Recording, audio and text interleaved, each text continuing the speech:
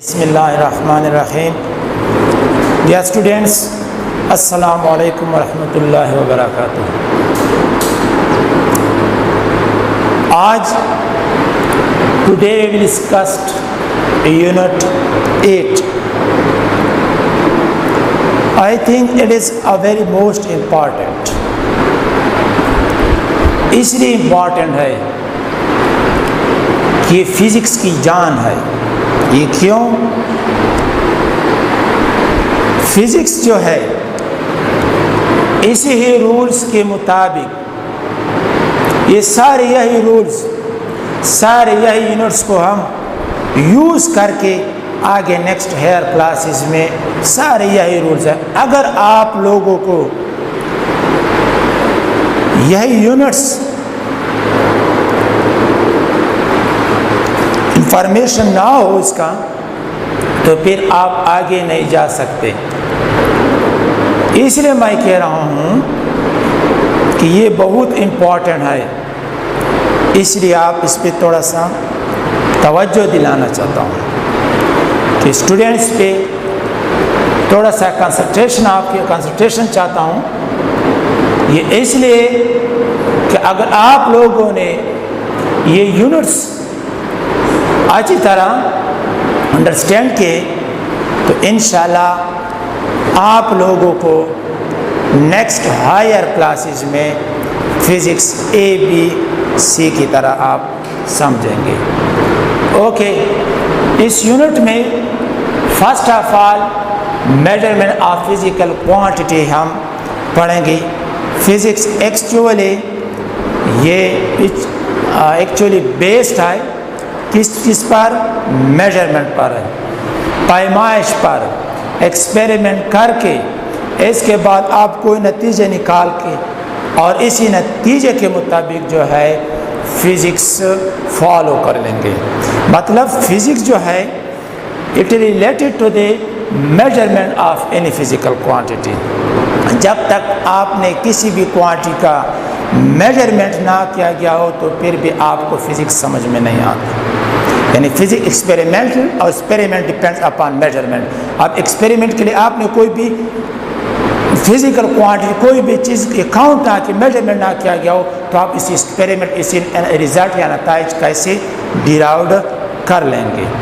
Okay, इसमें first of all जो है फिजिकल क्वांटिटी और those physical quantities which can be measured. जाहिर बात है अगर हम एक क्वांटिटी को मेजर नहीं कर सकते, इस पर हम एक्सपेरिमेंट कैसे कर लेंगे, इससे हम रिजल्ट कैसे निकालेंगे?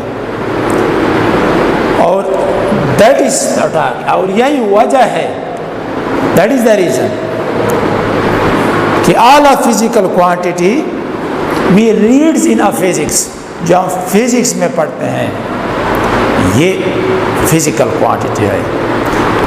Different physical, all of types different physical quantity है, बहुत ज़्यादा। मतलब mass, time, acceleration, velocity, temperature and so on, electric current, magnetic field, electric field, ये सारे जो है फिजिकल क्वांटिटी है। अगर हम किसी भी फिजिकल क्वांटिटी को मेजर नहीं कर सकते तो इसको हम फिजिकल, फॉर एग्जांपल अगर आपको कहे कि आपके हेड पर कितने बॉल्स हैं तो आप मुझे बताएं, मेजरमेंट करें, गिने, आप इसे काउंट कर ले कि कितने बॉल्स हैं, तो आप कहेंगे कि इसको हम काउंट नहीं कर सकते, वन बाय वन कैसे काउंट कर लेंगे?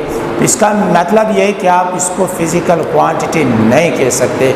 अगर इस तरह अगर आपको कोई कहे कि एक टॉल ट्री है और एक टॉल ट्री के पर कितने भी लीव्स हैं वो मुझे अकाउंट कर ले, मुझे मालूम कर ले, मुझे मेजरमेंट कर ले, तो आप इसको मालूम डिफाइन नहीं कर सकते।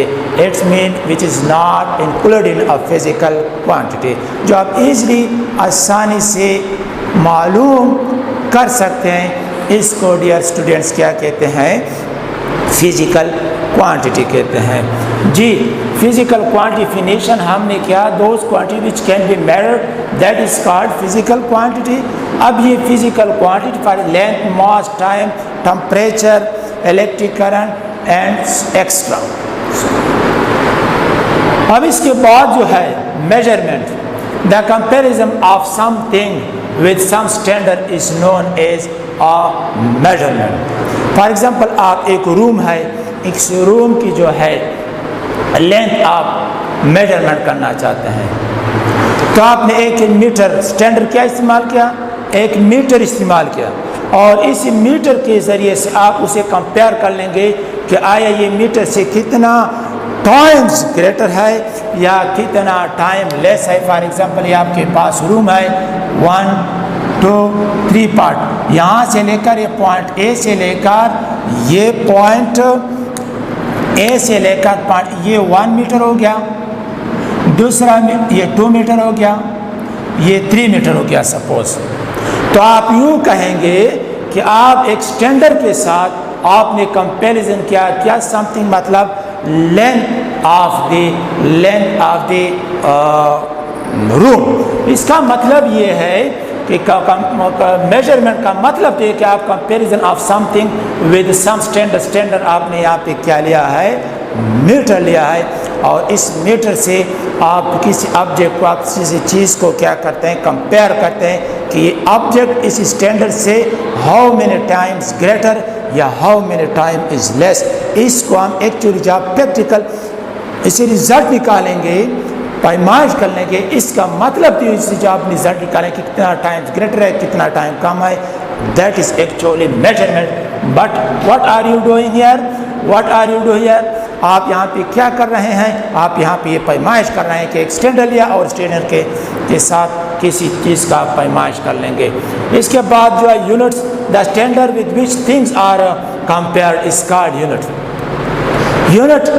जो आप एक काम कर रहे हैं, जो एक पैमाइश कर रहे हैं, इसको जो, और आप जो एक काम के लिए, इस वर्क के लिए एनीथिंग इन स्टैंडर्ड यूज, जो आप स्टैंडर्ड यूज करेंगे, दिस स्टैंडर्ड यूज थिंग्स या दिस स्टैंडर्ड जो आप यूज कर लेंगे, this standard is called unit.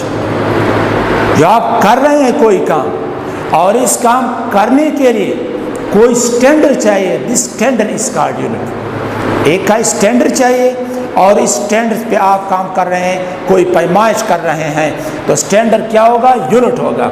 For example, the standard with which things are compare is called unit. और एक डियर स्टूडेंट, ये भी मैं आप लोगों को बताते चलूँ कि why we need a unit, because we also know that physics is a quantitative subject, not a qualitative. Quantitative या qualitative, what is the difference between qualitative and quantitative? Qualitative means अगर आप किसी ऑब्जेक्ट की किसी भी मियार बयान कर ले। फॉर एग्जांपल, इफ़ यू से, अगर आप ये कहें कि मैंने आज बहुत काम किया, आज मैंने बहुत डिस्टेंस कवर किया। डियर स्टूडेंट्स, बहुत डिस्टेंस, बहुत ज़्यादा लार्ज डिस्टेंस कवर कर दिया, तो ज़्यादा डिस्टेंस ये क्वालिटी आप बता रहे हैं। और फिजिक्स दूसरी साइड पे फिजिक्स कहता है कि आप मुझे क्वालिटी ना बताएं, आपने ये जो डिस्टेंस कवर किया, आज मैंने बहुत ज़्यादा डिस्टेंस कवर किया, डिस्टेंस जो कवर किया है एग्जैक्ट बताएं। आपने 10 किलोमीटर डिस्टेंस कवर किया है, आपने 15 किलोमीटर डिस्टेंस कवर किया है, आपने 20 किलोमीटर डिस्टेंस कवर, यानी 20, 15 या 10, ये एग्जैक्ट क्वांटिटी आप बता रहे हैं। और फिजिक्स क्वांटिटेटिव सब्जेक्ट है और ये हमसे क्वांटिटी चाहता है। इफ़ ही रिक्वायर्ड या नीड अ क्वांटिटी, इसके लिए मस्ट वी राइट यूनिट। जब तक आपने यूनिट ना लगाया हो तो इसके लिए मुताबिक आप उसको क्वांटिटेटिव अब आंसर भी नहीं दे सकते या क्वांटिटेटिव आंसर भी नहीं निकाल सकते। ओके, यहाँ पे फॉर एग्जांपल हमने कंसीडर किया दिया, फॉर एग्जांपल 1 किलो आपने एक यहाँ पे स्केल हमने लिया है, आपने यहाँ पे जो है 1 किलो इस पेन में, इस पलड़ा में आपने पेन में 1 किलो डाला। अब हमने क्या किया, द स्टैंडर्ड आपने consider, the standard with which things are compared. Standard तो हमने लिया 1 kg, things are compared, things आपने दूसरी साइड पे आप डालना चाहते हैं या कितना शुगर, तो क्या कर लेंगे, स्टैंडर्ड आपने जो लिया है वो kg लिया है। अब kg को जो है आप यहाँ पे किलो, 1 किलो है तो 1 kg जो है या 1 किलो जो है, किलोग्राम या 1 kg भी कहते हैं, किलो भी कहते हैं। अब यहाँ पे चीज़ क्या हमने कंसीडर किया है, क्या शुगर आप डालेंगे जब तक ये दोनों बैलेंस हो जाए, तब हम कहते हैं कि ये 1 kg या 1 किलो हो गया बराबर हो। इसलिए हम कहते हैं कि standard with which things are compared. यहाँ पे आप शुगर भी ले सकते हैं, यहाँ पे आप एनी थिंग्स भी ले सकते हैं। क्लियर? ये तो यूनिट था, और यूनिट बहुत ज़रूरी है फिजिक्स में। यूनिट के बगैर आप किसी भी फिजिकल क्वांटिटी को पहचान भी नहीं कर सकते, एनी क्वांटिटी को पहचान नहीं कर सकते। फॉर एग्जांपल, अगर आप एक शॉपकीपर है और इससे आप कोई भी शुगर खरीदना चाहते हैं, या तो आप वहाँ गए तो आपने कहा कि मुझे शुगर दे, तो वो भी कंफ्यूज हो जाएगा कि कि आपको कितनी शुगर चाहिए, आपको 1 थैला दे दूँ मुकम्मल, 2 थैले दे दूँ, 5 किलो दे दूँ, 10 किलो। जब आप उसे एग्जैक्ट बता दें कि 10 kg, इसका आप कहा लें कि 10 kg बताए, तब उसके बाद में, या 5 kg है, तब उसके बाद में जहन में बात आ जाएगी तो कि ये हमें से सिर्फ कितना है, हो need only 5 kg sugar. Okay, इसके बाद मैग्नीट्यूड है, the number with proper unit is called magnitude. The number with proper unit is called magnitude. Number से आप 1 से लेकर एनी तक 1000 है, 2000 है, तो इसका फॉर एग्जांपल लेंथ जो है L is equal to J, L is equal to 1000 metre, means this is the number, this is the unit. The number plus unit is called magnitude. इसको हम similarly और एग्जाम्पल आप भी ले सकते हैं। Mass is equal to 5 kg, 5 number है, kg is the unit of mass.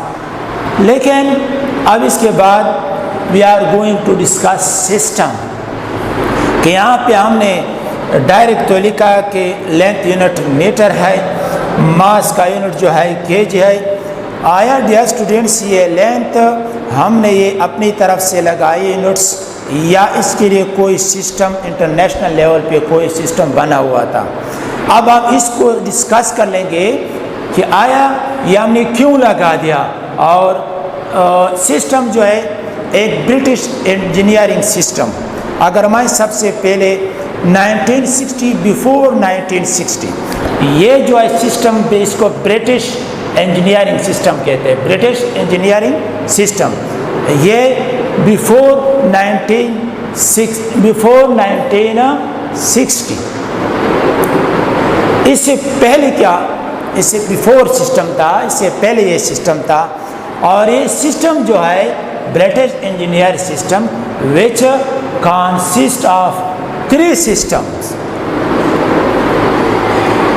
One is first of all FPS system, second CGS system, और थर्ड वन होता MKS system। 3 system थे। कितने थे ये स्टूडेंट्स? 3 system।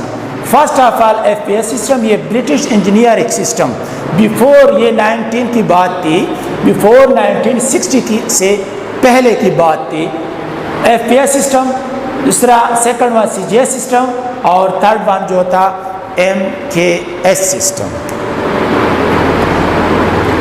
यहाँ पे सिर्फ 3 फिजिकल क्वांटिटी कंसीडर किए गए। हमने यहाँ पे 3 फिजिकल क्वांटिटी कंसीडर किए गए हैं। एक है लेंथ, एक है मास, दूसरा है टाइम। अगर आप FPS सिस्टम में जैसा कि it is clear from the name, ये नाम से बड़ी क्लियर है। अगर आप FPS सिस्टम को देखें तो इसमें F जो है शोज फिट, यानी FPS सिस्टम में या ब्रिटिश इंजीनियरिंग सिस्टम का एक टाइप है, सिस्टम है, एक टाइप है। इसमें अगर आप देखें वहाँ पे लेंथ के लिए फुट जो है या फीट यूज होता था। सेकेंडली मास के लिए जो यूनिट था पाउंड यूज होता था, और जिसको symbolically we represented by LB, where LB shows pound. Pound is the unit of mass. Third one, time के लिए जो यूनिट यूज होता था ब्रिटिश इंजीनियरिंग सिस्टम में, और उसका एक टाइप FPS सिस्टम में second. Secondly CGS system length के लिए जो यूज होता था, यूनिट यूज होता था, वो क्या था? सेंटीमीटर। क्या था? सेंटीमीटर। और मास के लिए जो यूनिट था वो ग्राम, कि हम मास को किस चीज़ से मेजरमेंट या वेट नापते हैं, किस चीज़ से नापेंगे? किलोग्राम से नापेंगे। टाइम के लिए जो यूनिट था वो तो सेकंड था। लास्ट वन जो था MKS सिस्टम। MKS सिस्टम में मास के लिए जो लेंथ के लिए यूनिट था या यूज होता था वो था मीटर, और जो है मास के लिए जो यूनिट यूज होता था वो था किलोग्राम, और टाइम के लिए जो यूज होता था वो था सेकंड। अब अगर आप इन तीनों सिस्टम में देखें कि इन तीनों सिस्टम में हमारे पास जो है टाइम के लिए सेम यूनिट इस्तेमाल किया जाता है, यानी here use for time same units, that is in FPS system second, CGS system second and MKS system second. But ये प्रॉब्लम क्रिएट हुई in all over the world, तमाम दुनिया में ये प्रॉब्लम क्रिएट हुई। फॉर एग्जांपल अगर एक British से कोई आया और यहाँ पे ब्रिटिश से कोई आया और यहाँ पे एक शॉप से शुगर जो है चीनी शुगर खरीदने गया, और उसे पाकिस्तान में ब्रिटिश से कोई आ गया और पाकिस्तान में शुगर जो है खरीदने किसी शॉप के पास गया, तो उसे कहने लगा शॉपकीपर को कि give me a 2 pound sugar। क्या कहा? कि give me a 2 pound sugar। तो शॉपकीपर हियर पाकिस्तान में कंफ्यूज होगा कि 2 pound शुगर आया, मैं कितना आपको ये 2 पहले शुगर दे दूं, मुकम्मल दुकान दे दूं, या क्या जितना भी दुकान में जितने भी शुगर आए वही ये सारे के सारे शुगर दे दो, क्या कर लो? क्यों? क्योंकि इसको ये प्रॉब्लम थी, इसको ये प्रॉब्लम होगा कि यहाँ पे हम मास के लिए जो यूनिट इस्तेमाल करते हैं वो तो KG किलो इस्तेमाल करते हैं, और ये पाउंड कहाँ से आ गया? ये आप क्या कह रहे हो? इसी तरह अगर एक पाकिस्तानी गया मतलब ब्रिटिश, और वहाँ से उसने किसी दुकानदार से शॉपकीपर से किलो जो है चीनी खरीदने गया और कहा कि 2 kg शुगर दे दें, तो क्या करेगा कि 2 kg शुगर कितना है? तो भी वहाँ पे कंफ्यूज होगा। एस कंफ्यूजिंग ख़त्म करने के लिए उन्होंने इंटरनेशनल लेवल पर नामवर साइंटिस्ट, अजीम साइंटिस्ट जो है इकट्ठे होकर और एक सिस्टम पे इत्तेफाक आया कि हम ये प्रॉब्लम को इंटरनेशनल लेवल पर ख़त्म कराने की कोशिश करें कि ये इंटरनेशनल लेवल पे ख़त्म हो जाए, और उन्होंने एक सिस्टम बनाया जिसको सिस्टम इंटरनेशनल कहते हैं। क्या कहते हैं? What is system international. और सिस्टम इंटरनेशनल लेवल पे ये भी कहा कि वहाँ पे जो है इंटरनली नेशनली आप जो भी यूनिट यूज़ कर सकते हैं या यूज़ करना चाहते हैं यूज़ कर सकते हैं, लेकिन इंटरनेशनल लेवल पे एक कंट्री से दूसरे कंट्री और मतलब मीन्स इंटरनेशनल लेवल पे हम सिर्फ एक ही यूनिट यूज़ कर लेंगे और यानी हर एक ही यूनिट हर फिजिकल क्वांटिटी के लिए यूज़ करेंगे, तो ये प्रॉब्लम ये मसला ख़त्म हो जाएगा। यानी आप जो पाकिस्तान के जाते हैं ब्रिटिश में केजी इस्तेमाल कर लेंगे। तो इसके लिए उसने फिजिकल क्वांटिटी को 2 कैटेगरीज में डिवाइड किया। एक्चुअली डियर स्टूडेंट 2 कैटेगरीज नहीं है, अगर आप ये कि ये 3 कैटेगरीज में है। एक है सप्लीमेंट्री यूनिट्स, लेकिन सप्लीमेंट्री यूनिट्स आप लोगों के कोर्स में इंक्लूड नहीं है, ये फर्स्ट ईयर में है और इसमें सिर्फ 2 यूनिट्स है। वन इज कॉल्ड रेडियन और सेकंड इज कॉल्ड स्टेरेडियन। तो उसने बेस फिजिकल क्वांटिटी, एक को बेस फिजिकल क्वांटिटी का नाम दिया गया और इसमें कितने यूनिट्स उसने रखवा दिए, कितने यूनिट रखवा दिए 7। He placed a 7 unit in this system और नेमली लेंथ की फासले के लिए जो यूनिट होगा वो हमेशा किलोमीटर होगा। जिधर भी किसी भी मुल्क पे कोई भी बंदा चला जाए, कोई भी ट्रेड वगैरह करेंगे तो इसके लिए सिर्फ मीटर इस्तेमाल कर लेंगे, मास के लिए किलोग्राम इस्तेमाल कर लेंगे, टाइम के लिए सेकंड इस्तेमाल कर लेंगे, टेम्परेचर के लिए केल्विन। आप यहाँ पे भी कंफ्यूज होंगे कि टेम्परेचर के लिए सिर्फ केल्विन यूनिट नहीं है, सेंटीग्रेड भी है, फ़ारेनहाइट भी है, लेकिन यहाँ पे हमने सिर्फ केल्विन लिखा है इस मकसद के लिए कि ये सिस्टम इंटरनेशनल का यूनिट है। और इलेक्ट्रिक करंट के ampere, intensity of light CD, candela और जो amount of substance mole MOL से जाहिर किया जाता है। These are all of the 7 in numbers. तो base physical quantity, these are those physical quantity with the help of which other physical quantity can be derived या which is the base for other physical quantity, नाम से जाहिर है। इसके अलावा other than these 7 numbers of physical quantity या base physical quantity, all of these physical quantity is called derived physical quantity। अगर आप जैसे dear student कोई पूछे कि derived physical quantity नंबर में बता दें तो simply आप यू कहेंगे these are in number, यानी these are in a infinite in number।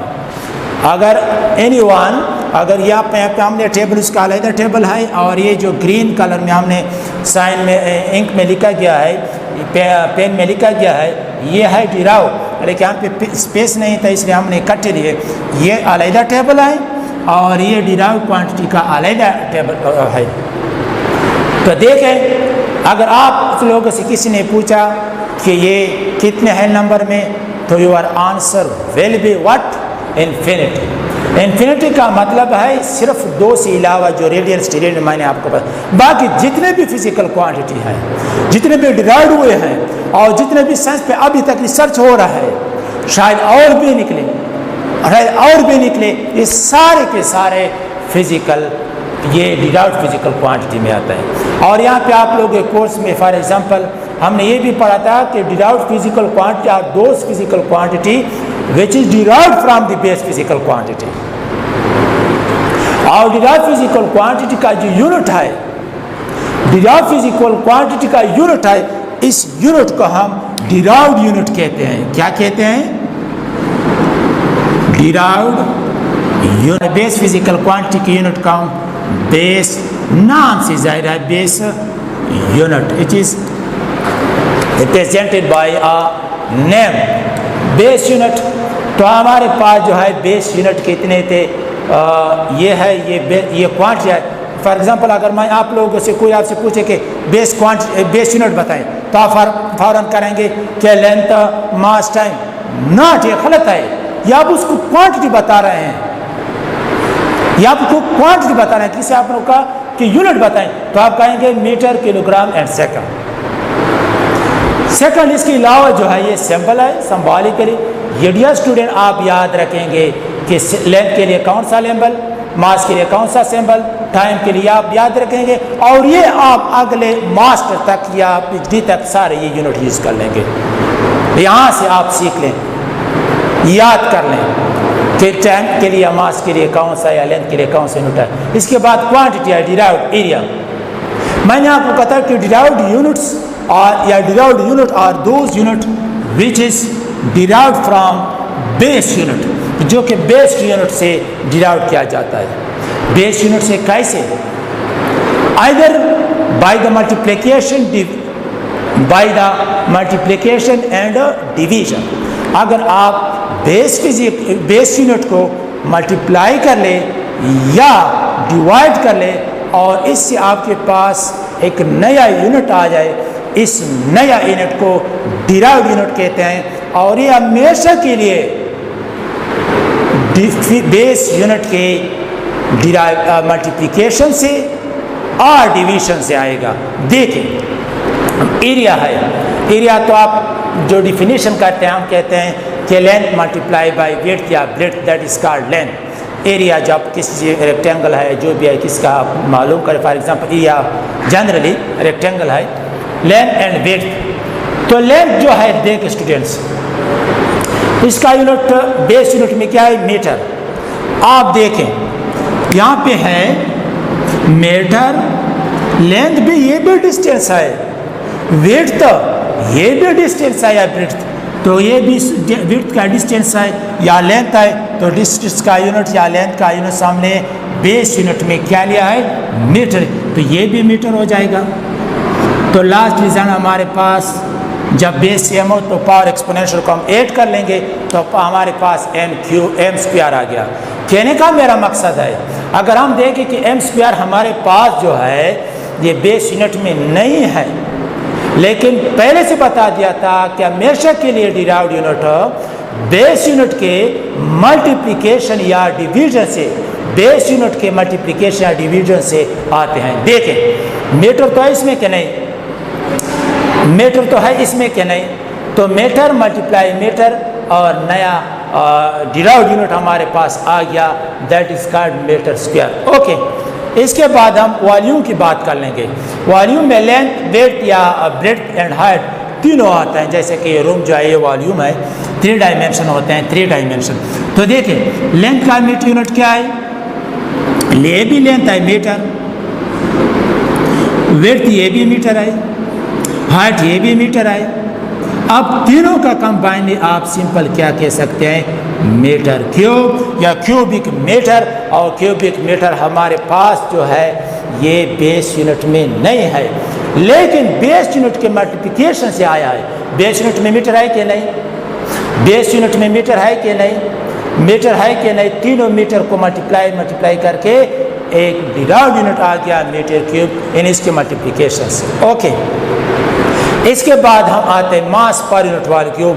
Density को हम कैसे डिफाइन कर लेंगे? मास पर यूनिट वॉल्यूम। मास देखें, मास का यूनिट क्या है? केजी। वॉल्यूम का यूनिट क्या है? जब भी मैंने आपको बताया मीटर क्यूब। अब ये देखिए ये भी इस तरह आता है, अगर आप इसको आप इसी तरह यूँ भी लिखें कि ये है मास का यूनिट है केजी, और जो है volume width, height and length. तो फिर भी आप देखें किलोग्राम, या सिर्फ मल्टीप्लिकेशन या डिवीजन या दोनों मल्टीप्लिकेशन और बेस यूनिट को मल्टीप्लाई और डिवाइड करके इकट्ठे, और इससे एक नया क्वांटिटी आएगा, इसको डिवाइड करने के। देखें किलोग्राम बेस में है कि नहीं? मास m मीटर ये तो ऑलरेडी बेस में है, तो इसको आप मल्टीप्लाई करके एक डिराइव्ड क्वांटिटी आपके पास आ जाएगा। और इस डिराइव्ड क्वांटिटी को पर मीटर यहाँ पे ना पर मीटर क्यूब कहते हैं, क्यूबिक मीटर के। क्लियर? इस तरह ये इजाफे हमने आप लोगों के लिए ये डिराइव्ड क्वांटिटी इसमें स्पेस देके ये दे दे, ये अलग टेबल आई ये, और ये डिराइव्ड क्वांटिटी का टेबल आई। देख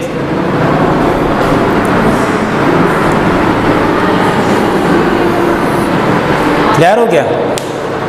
अब ये के बाद वर्क वर्क को अब आप डिफाइन कर लेंगे, नेक्स्ट आप पढ़ेंगे कि वर्क बराबर होती है W is equal to F the force applied on a body but it cover और display in the direction of the force that is called work. Work का यूनिट को हम जनरली या एनर्जी का यूनिट को हम जूल लेते हैं।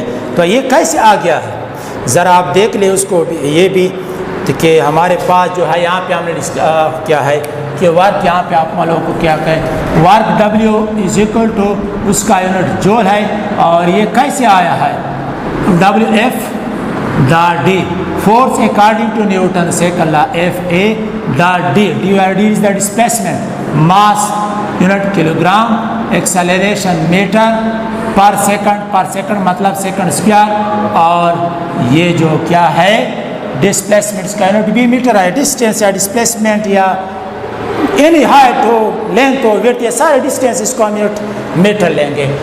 तो इसको यहाँ पे अगर आप देख लें तो ये किलोग्राम है, बेस यूनिट ये किलो, ये बेस यूनिट है, ये बेस यूनिट सेकंड, तो आप सिंपली आप यूँ भी लिख सकते हैं मीटर स्क्वायर सेकंड स्क्वायर, और इसको आप सिस्टम इंटरनेशनल में क्या लेंगे जॉल, क्या लेंगे जॉल। लेकिन यहाँ पे एक और बात है, ये आफ्टर, ये बिफोर 1960 था और ये सिस्टम SI सिस्टम जो है ये बना कब बना, ये आफ्टर 1960। इस प्रॉब्लम ये जो क्रिएट हुआ था ऑल ओवर द वर्ल्ड, तमाम दुनिया में वही क्रिएट को प्रॉब्लम ख़त्म करने के लिए। देखें एक और बात इसमें क्या पाएंगे कि सर जी यहाँ पे MKS सिस्टम में यूनिट मास है, किलोग्राम है, सेकंड है, और ये सिस्टम इंटरनेशनल में लेंथ के लिए मास है, लेंथ के लिए यूनिट मीटर है, मास के लिए किलोग्राम है, टाइम के लिए सेकंड है, these are the same unit. तो what is the difference between SI system and British engineering system?